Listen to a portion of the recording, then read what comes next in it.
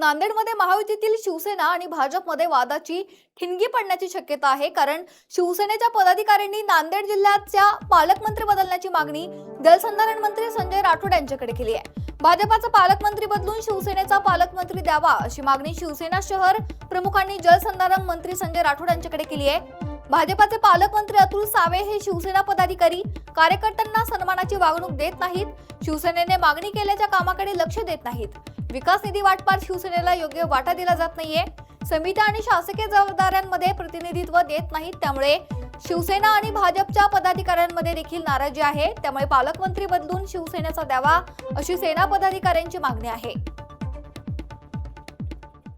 चा जो विषय येतो त्या ठिकाणी अनेक ठिकाणी आम्हालाही चर्चा आहे आणि आजपर्यंत 2 वर्ष झाले सत्ता येऊन तर 15-20% घेऊन गुत्तेदारांना निधी वाटप होत आहे अशी सर्वांना या ठिकाणी माहिती आहे। याच्यामध्ये शिवसेना पक्षच नाराज नाही तर भाजपचेही लोक या ठिकाणी नाराज आहेत।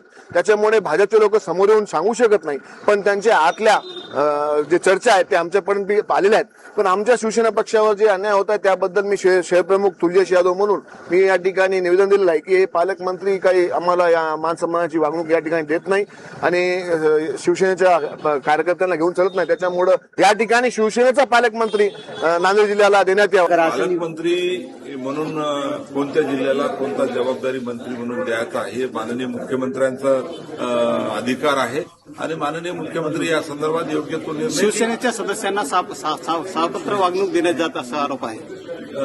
शिवसेनेच्या लोकप्रतिनिधींनी माझ्याकडे काही निवेदन दिलं तुम्हाला आता तो व्यक्त केली नाही, परंतु त्यांच्याशी बोलून मी नक्कीच आमचे जे मुख्य नेते आहेत सन्माननीय एकनाथरावजी शिंदे साहेब यांच्यासोबत चर्चा